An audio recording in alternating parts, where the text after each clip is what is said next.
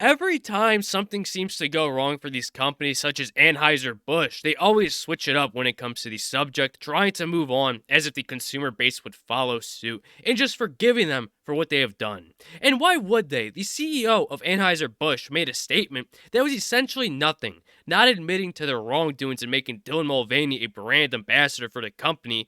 And while they're continuing to catch flack for it because an average day American citizen is sick of all these messagings and agendas that are being pushed everywhere.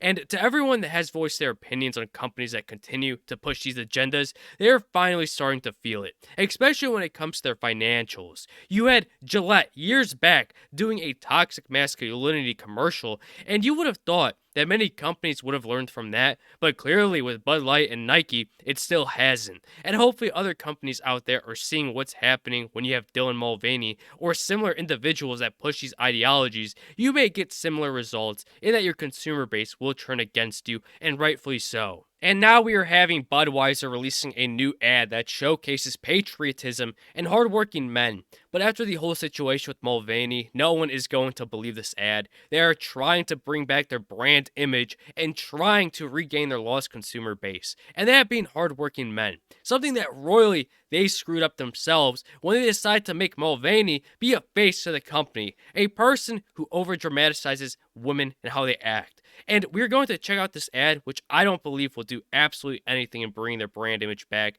prior to the whole Mulvaney situation. It just won't work. And let's just get into this video.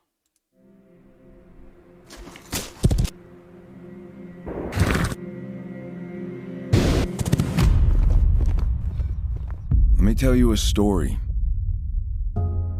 about a beer rooted in the heart of America, found in a community where a handshake is a sure contract.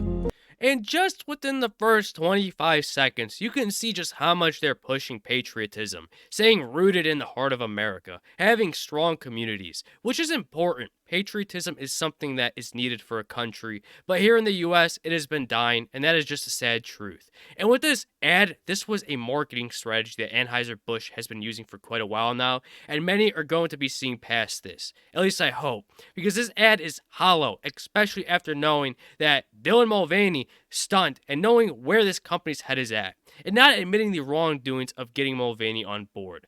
But if they were to have done that, you would of course have the people they're trying to pander to call them out for being transphobic, this and that. Brewed for those who found opportunity in challenge and hope in tomorrow. Raised by generations, willing to sip, share, risk, remember. This is a story bigger than beer. This is the story of the American spirit.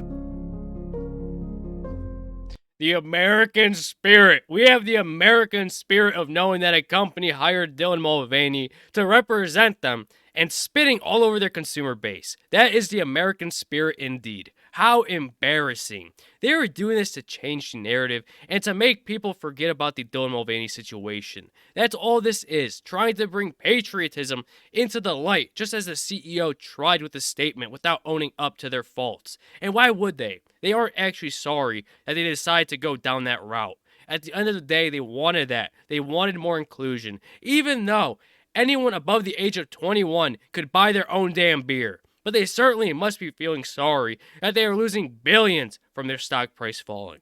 And at the end of the day, they did this to themselves. And the reason why companies do things like this is to make money. But clearly, that has backfired on Bud Light here, Anheuser Busch, massively. Because people are finally deciding to push on the brakes and push back on all these ideologies and messagings that no one wants to see.